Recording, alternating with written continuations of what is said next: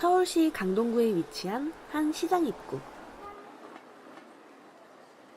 여느 시장과 다름없어 보이는 이곳에 조금 특별한 공간이 있다고 합니다. 반지하에 위치한 이곳은 강동야학. 배움의 때를 놓친 모든 이에게 열려있는 조금은 특별한 학교입니다. 저희 야학은 1989년 향토학교라는 이름으로 개교를 했어요. 그리고 28년째 지역 주민들의 성인 문해를 위해서 열심히 봉사하고 있는 학교입니다. 아무래도 인가를 받지 않은 학교이기 때문에 다른 점은 있지만 열정, 배우는 사람이나 가르치는 분들의 열정만큼은 다르지 않다고 생각합니다. 한글반부터 초등, 중등, 고등 검정고시를 준비할 수 있는 무상 교육기관. 현재 약 20명의 교사들과 60여 명의 학생들로 이루어진 활기찬 이곳의 일상을 담았습니다.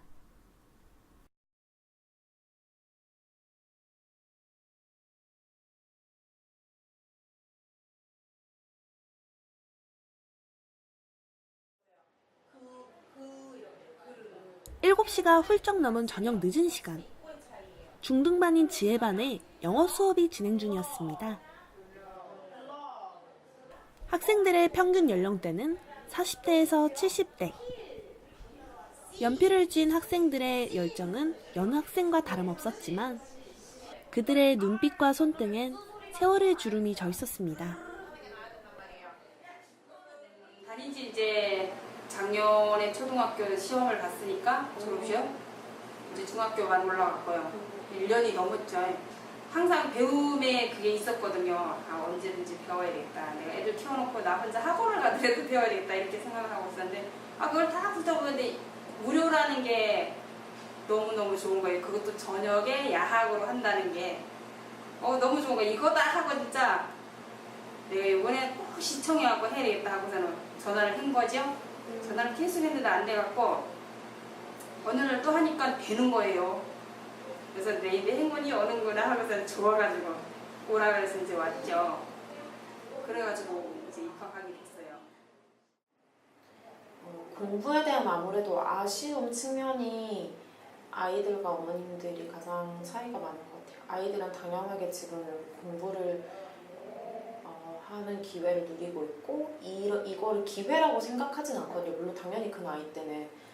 그런데 지금 이 어머님들은 매년 해가 바뀌고 늘 새로운 분들이 오셔도 이거를 되게 소중한 기회라고 생각하시니까 물론 여러 가지 환경에서 그만두는 경우도 굉장히 많지만 어찌됐건 박탈당했던 기회를 지금이라도 해보자라는 각오를 하고 오시는 면에서 시작하는 자세도 다르고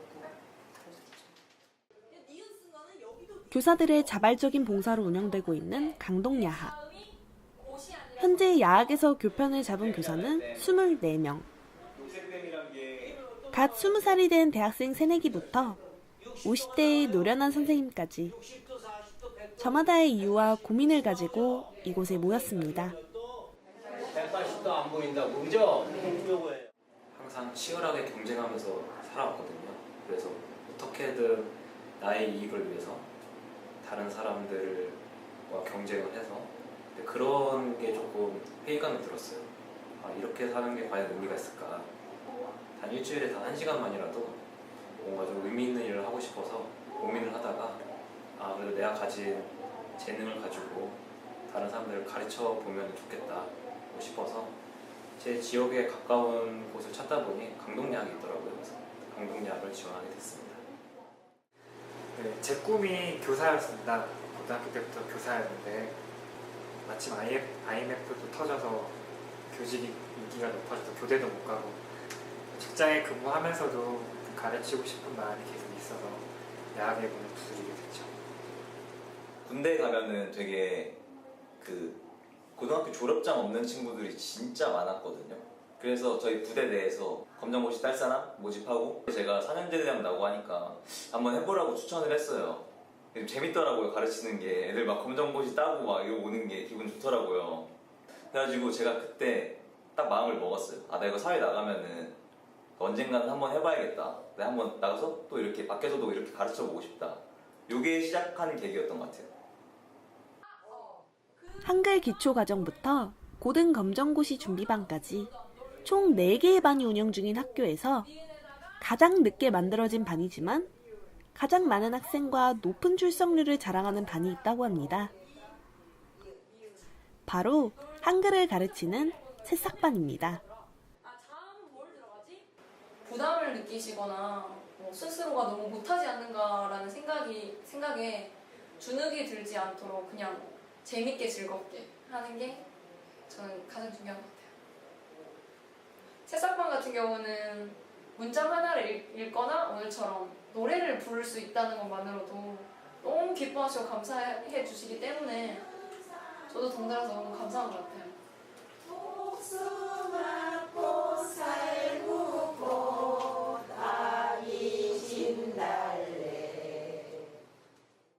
우리나라 비문의 성인 인구는 약 500만 명.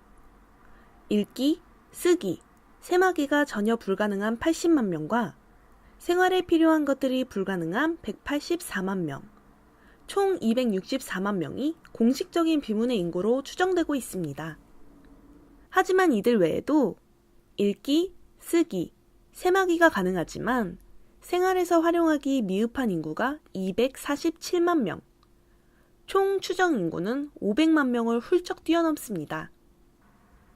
간단한 은행 업무부터 식당에 가서 음식을 고르는 것과 같은 일상이 이들에겐 하루하루 넘어야 할 큰 산입니다.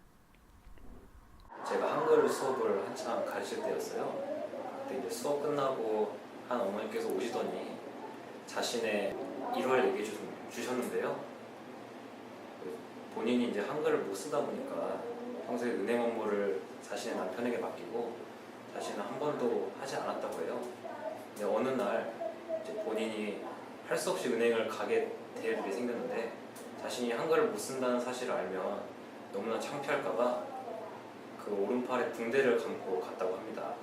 그래서 그 은행 직원한테 내가 팔이 다쳤으니까 대신 써주면 안 되겠냐라고 해서 나름의 위기를 극복했다고 하는데요. 그분께서 하신 말씀이 그래도 지금은 내 이름 석자는 쓸 수 있으니까 다행이다라고 말씀하셨을 때 이분들에게 그 한글이라는 거 하는 것은 제가 생각하는 그 이상의 무언가가 있겠구나, 제가 쉽게 생각하면 안 되겠구나 라는 것을 느꼈습니다. 비문의 인구 500만 명. 10명 중 한 사람은 글을 제대로 읽고 쓸 수 없다는 뜻입니다. 가족, 친척, 친구 중 적어도 한 사람은 이에 해당이 되는데 일상생활에서 이를 인지하는 건 쉽지 않은 일입니다. 직접적으로 사실 제가 마주할 길은 없으니까 수요가 많다는 걸 못 느끼긴 했어요. 근데 그런 수요가 있을 것 같다고 생각한 적은 있어요. 왜냐면 저희 아버지가 딱 초등학교까지만 졸업하시고 이제 기술을 배우러 다니신 케이스거든요. 저가 학창시절에 학력란을 적어내잖아요. 그럴 때 어머니가 항상 아버지 학력란을 고등학교 졸업으로 기재를 하셨어요. 고졸로 기재해서 내라. 지금 생각하면은 조금, 그때 생각하면 좀 이해가 안 되긴 했거든요.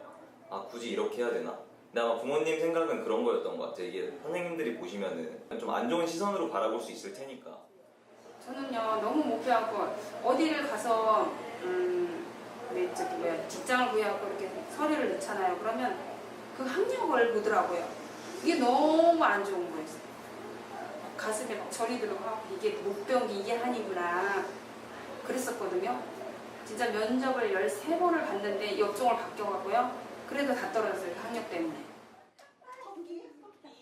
마땅히 학교에 다녀야 했을 나이에 기회를 박탈당했던 이들에겐 뒤늦게 학교에서 배우는 공부가 힘든 건 사실이지만 배우지 못했던 이전과 비교하면 지금은 그저 감사할 뿐입니다. 힘들어도 내가 몰라서 힘든 것이지 알면 뭐 힘들겠어? 모르니까 그래서 힘든 거예요. 그렇게 해서 또 싸움해서 배워야 돼요. 지금이라도 지금 배워서 우리가 뭐 크게 써먹을 건 아니지만은 일상생활에 저기 힘들고 그러니까 맨 처음에 진짜 가슴이 뭉클했어요. 막 어떻게 말로 표현할 수 없을 정도로 너무 좋은 거 있죠. 진짜 나에게도 진짜 행운이 이런 행운이 오는구나. 죽을 때까지 못 배울 줄 알았더니 배움의 길이 있구나 이러면서 진짜 그랬어요. 신기하기도 하고 또 모르니까 답답하기도 하고 그래도 알아가야 되겠다. 선생님들이 너무 잘 가르쳐 주시는데 도대체 뭐가 뭔지 모르면서 빠지지 않고 나오기는 했어요. 그러다 보니까 되기는 하더라고요. 아 이렇구나 하고 이제 계속 들으니까요. 빠지면 하루 빠지면 또 모르는 거예요. 답답한 거지. 안 빠져야 되겠구나 될 수 있으면 집안일을 좀 접더라도 내 인생을 찾아서. 이게 배움의 공간이라고 하잖아요. 그 뜻을 조금 한 번 더 느낄 수 있었어요. 왜냐면은 저 같은 경우는 학교를 이제 거의 그냥 당연히 가야 되니까 내가 배움을 추구했다기보다는 그냥 가야 되니까 가는 이런 느낌이 강했어요. 근데 제가 야학 보면서 어머님들 보면서 느낀 점은 아 이런 게 진짜 배움을 얻을 수 있는 공간이 아닌가 이런 생각이 들었어요. 진짜 아무도 시키지도 않는데 스스로 와가지고 공부를 하시는 모습을 보고 가장 중요한 건 좀 배우려는 동기라던가 마음이 아닌가 싶습니다. 일과 학업을 병행하는 게 힘들어도 이들이 배움의 끈을 잡을 수 있는 건 각자의 꿈이 있기 때문이라는데요. 남한테 편지 쓰고 적어놓은 거 그런 거 글씨 안 틀리면 되는 거지 뭐. 그런데 아직까지 그렇게 못해? 꿈이 있거든요. 저도 대학을 가고 싶다. 고등학교에서 끝나는 게 아니라 대학 방통대로도 꼭 가고 싶다 이렇게 의지가 있거든요. 내가 보여주겠다 니네들인데 우리 아이들인데 그랬거든요. 엄마는 꼭 해낼 수 있을 거야 이러면서 우리 막내딸도 그러는데. 학교를 찾게 된 계기는 모두 달라도 이곳에서 이루고 싶은 각자의 꿈이 있기에 오늘도 밤늦도록 학교의 불은 환하게 켜져 있습니다.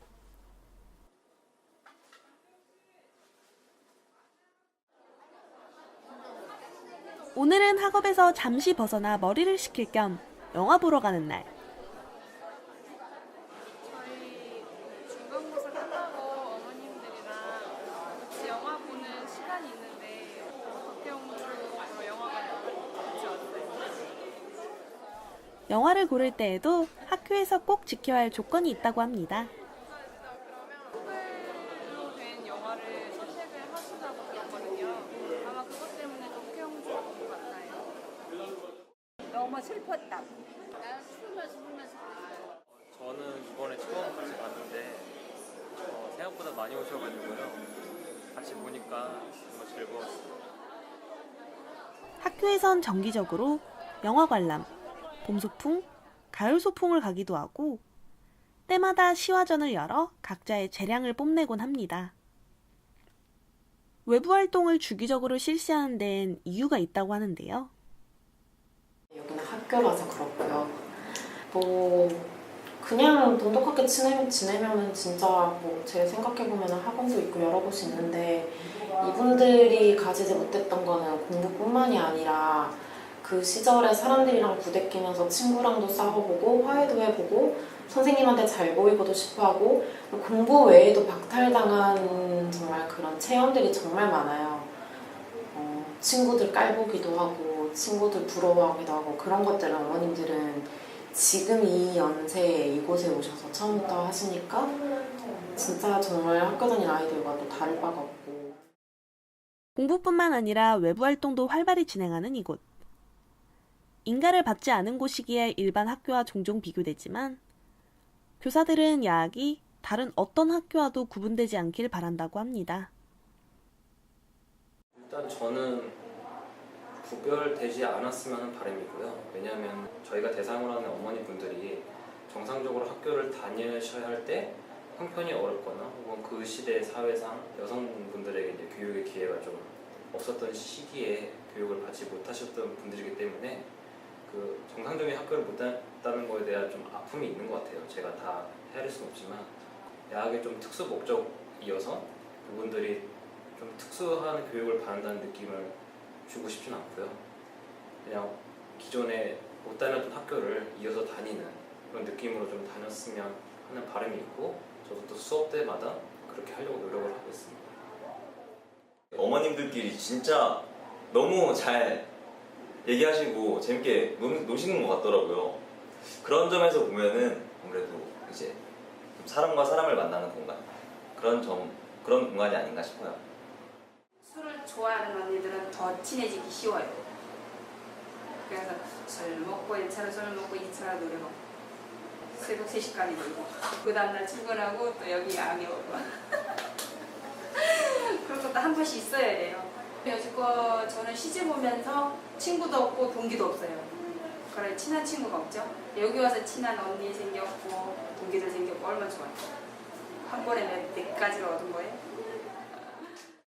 배움의 장이기도 하지만 동시에 만남의 장이 되는 이곳. 그저 공부만 배우는 것이 아니라 선생님과 친구를 만나 온갖 추억을 나눈 공간이기에 더욱 정을 느끼나 봅니다.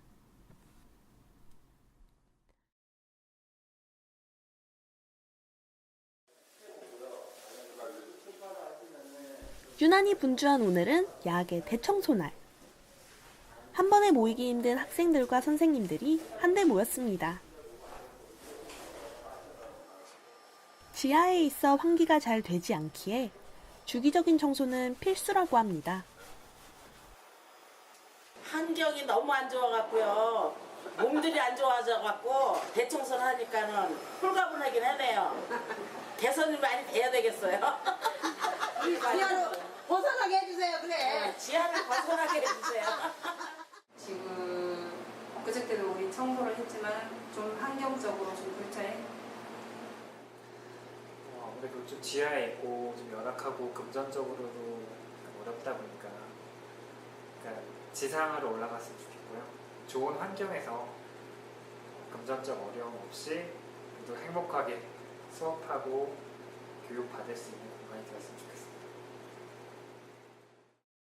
환경이 열악하고 늦은 나이에 배움을 시작했지만 의지와 열정으로 이곳에 모인 학생들과 이들과 함께 성장해 나가는 교사들. 이들에게의 야학이란 어떤 공간일까요? 저는 그냥 야학이 그냥 평범한 학교였으면 좋겠어요. 개인적인 바람. 그리고 저는 제 개인적으로는 요즘에 뭐 의무교육 이런 말도 많이 하잖아요. 물론 의무가 맞지만 저는 교육이 의무이기에 앞서 권리라고 생각하거든요. 사람이라면 누구나 누려야 할 권리라고 생각을 하기 때문에 그런 점에 있어서 우리 야학은 반드시 배움의 질이라든지 학생들을 가르치는 교사들의 자세 이런 것들은 다른 학교와 구분해서 절대 떨어져서는 안 돼야 된다라는 생각을 갖고 있습니다. 치열한 삶 속에서 잠시 빠져나와서 쉴 수 있는 휴양소? 그런 느낌? 새로운 꿈을 펼치게 해주는 그런 야학 아닌가요? 그게 내 마음에 묻고 있던 꿈이잖아요. 그걸 딱 펼치게 해준 게 얼마나 좋아요. 보람을 느끼고 좀 비타민 같은 느낌 진짜 힘을 받고 간다 이 느낌. 학교에 책가방 딱 짊어지고 나오면 아유, 또 학교 가시는군요. 이곳에서 그래서 학교 갔다 올게요. 그냥 생활이라고 할 수 있습니다. 특별하죠. 네. 이제는 8년이나 수업을 하다 보니까 좀 생활이 됐습니다. 때 되면 가야 되고. 야학은 거머리 같은 존재다. 연애? 아 짜증나. 말로 설명할 수 없어. 강동야 함께 영원히 하자. 파이팅. 나랑 한번 해주면 안 돼. 나랑 같이. 내일의 꽃은 오늘의 씨앗으로부터 시작된다는 중국의 속담이 있습니다. 이들이 하루하루 심어가는 씨앗이 무엇이든 그들이 피워낼 다양한 향기를 기대하고 응원해봅니다.